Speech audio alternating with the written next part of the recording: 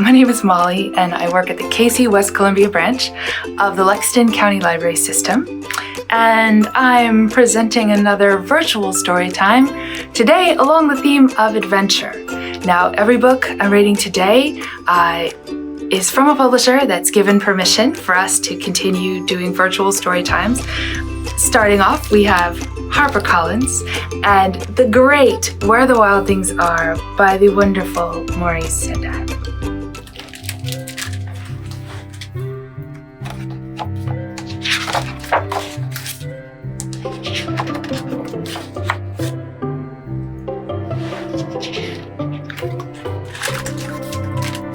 The night Max wore his wolf suit and made mischief of one kind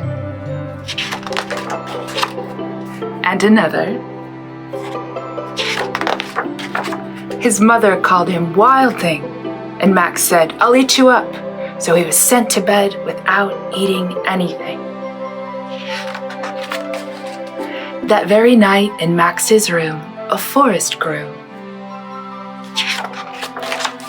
and grew and grew until the ceiling hung with vines and the walls became the world all around. And an ocean tumbled by with a private boat for Max, and he sailed off through night and day, and in and out of weeks, and almost over a year to where the wild things are. And when he came to the place where the wild things are, they roared their terrible roars, and gnashed their terrible teeth, and rolled their terrible eyes, and showed their terrible claws. Till Max said, "Be still," and tamed them with the magic trick of staring into all their yellow eyes without blinking once, and they were frightened and called him the most wild thing of all, and made him king of all the wild things. "And now," cried Max, "let the wild rumpus start."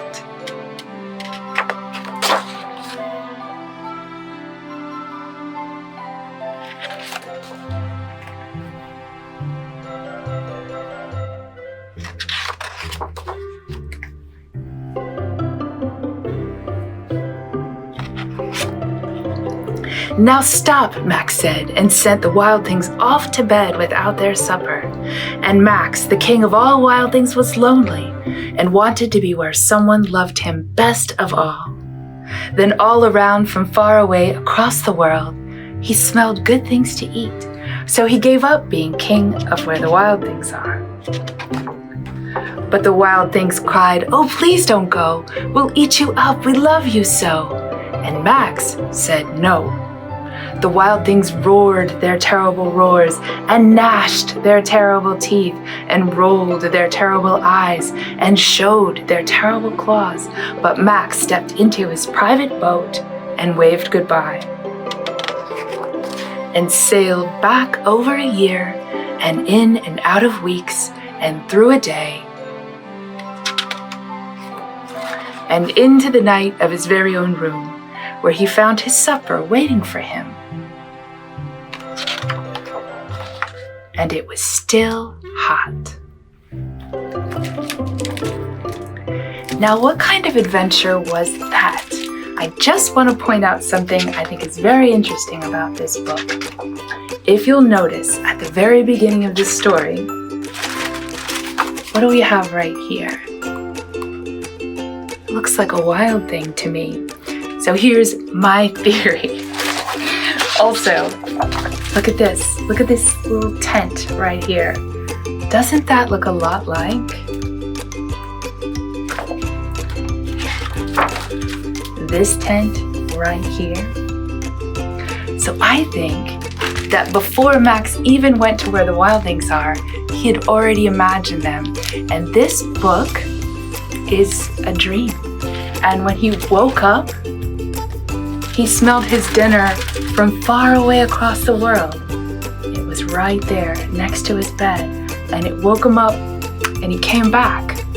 And this whole adventure took place in his dream world at night. I bet you have gone on many adventures in your dreams, and that is one of the big ways we can take adventures.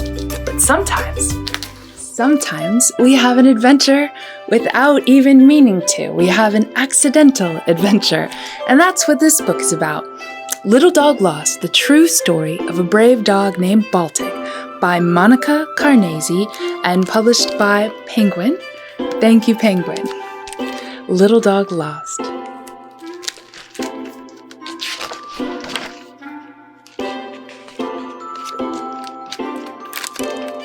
On a very cold day, during a very cold winter, sheets of ice float on the Vistula River and out toward the Baltic Sea. Something is moving in the water. What is it? Is it a bird? No. A fish? No. It's a dog. A little dog is adrift on the ice. Can anybody help? Please help dog. The firemen come to help. They go into the river, trying to reach dog. But the river flows too fast. The little dog floats away with the current, past the people and past the buildings. Dog leaves everyone behind. Night comes and goes. Dog's thick fur keeps him warm, but dog is wet and tired and hungry, and he is scared. Don't be scared, dog. A ship is coming. The crew sees something on the ice. Is it a seal? No. It has 4 legs, ears, and a tail. It's a dog. Let's help him. The crew pulls out a big net on a pole. Jump in, dog. But dog slips. He falls into the water. Oh no! Where is dog? There he is. Dog climbs back onto the ice. The crew lowers a small boat into the icy water. A seaman climbs in and paddles towards dog. He gets closer and closer, and then he saves dog. Quick, get towels!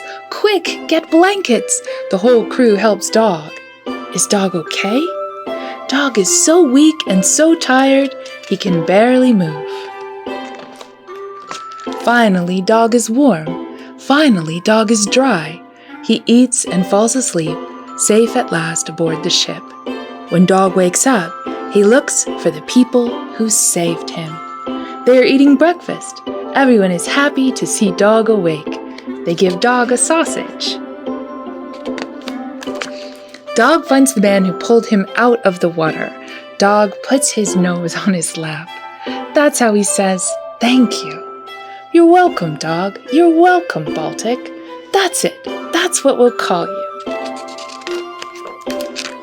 And that's how a brave little dog got his name and his new home. Join the crew, Baltic. And here is a little note from the author with a photo of the actual dog on the ice, and that's the actual guy who saved him. Little Dog Lost. I've always liked that story because of all of its adventure, and I think many of us can relate to having accidental adventures. Sometimes you just grab the wrong person's hand at the grocery store, right? But yes, hopefully we all get out okay. Little Dog Lost. All right, so we're going to take a little break and have a little song that is, well, it's called a sea shanty. And some puppets are going to help us sing this song, and we hope you'll sing along. Shall we sing a sea shanty? I like the idea. Okay, kids, try to sing along. Try to keep up. Yes. I thought I heard the old man say, "Leave her, Johnny, leave her. Tomorrow you will get your pay, and it's time for us to leave her. Leave her, Johnny, leave her. Oh, leave her, Johnny, leave her. For the voyage is long and the winds don't blow, and it's time for us to leave her. Oh, the wind was foul and the sea ran high, Leave her, Johnny, leave her. She shifted green and none went by, and it's time for us to leave her. Leave her, Johnny, leave her. Oh, leave her, Johnny, leave her. For the voyage is long and the winds don't blow, and it's time for us to leave her. I hate to sail on this rock tin tub. Leave her, Johnny, leave her. No grog allowed and rotten grub, and it's time for us to leave her. Leave her, Johnny, leave her. Oh, leave her, Johnny, leave her. For the voyage is long and the winds don't blow, and it's time for us to leave her. We swear by rote for want of more. Leave her, Johnny, leave her.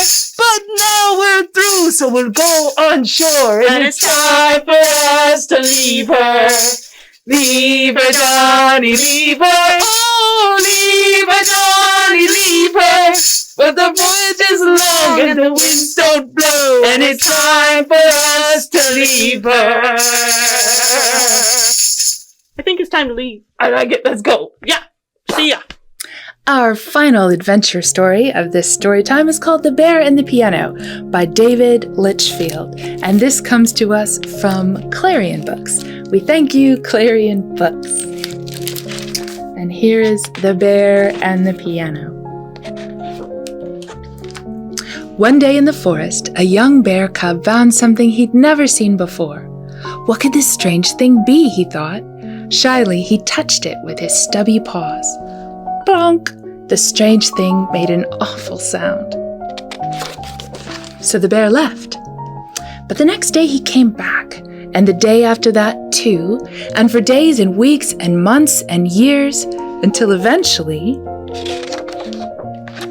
the sounds that came from the strange thing were beautiful, and the bear had grown big and strong and grizzly. When the bear played, he felt so happy. The sounds took him away from the forest, and he dreamed of strange and wonderful lands. It wasn't long before the other bears in the forest were drawn to the clearing. Every night, a crowd gathered to listen to the magical melodies coming from the bear and the strange thing. Then one night, a girl and her father came across the clearing. They told the bear that the strange thing was a piano, and the sounds it made were music. Come to the city with us, they said. There is lots of music there. You can play grand pianos in front of hundreds of people and hear sounds so beautiful they will make your fur stand on end. The bear knew that if he left the forest, the other bears would be very sad.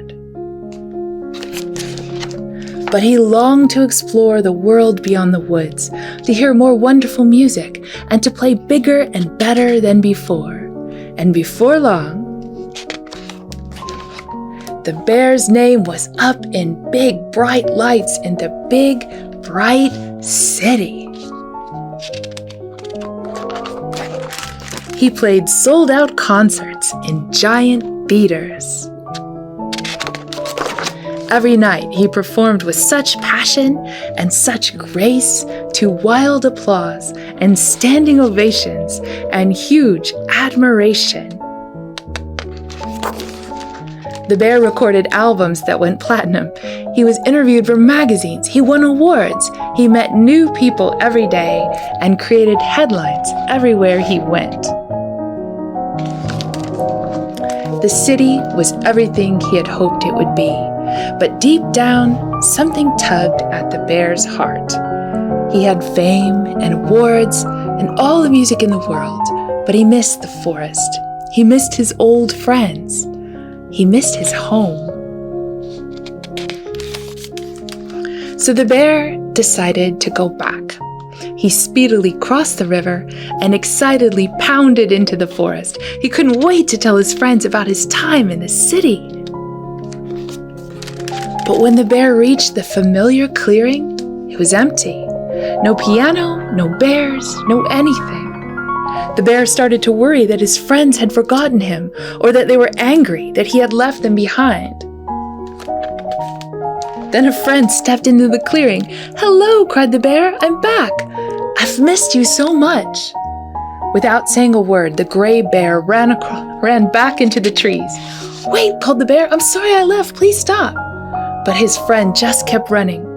The bear stumbled after him, moving deeper and deeper into the forest until he saw something that made his fur stand on end. For the bear had not been forgotten. His friends weren't angry, but proud. The bear realized that no matter where he went or what he did, they would always be there, watching from afar. They had even kept the piano safe in the shade, ready for his return. So after the bear had told his friends about his life in the city and the many concerts he had played, he sat down to play once more, this time for the most important audience of all.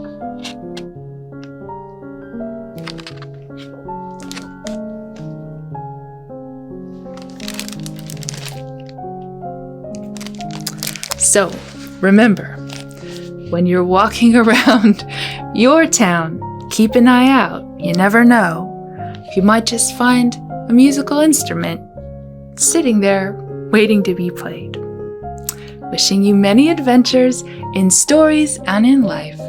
Come see us at the Cayce-West Columbia Branch Library. We'd love to help you pick out some great books. So stay safe and hope to see you soon. All right, I think that went pretty well. Let's get out of here.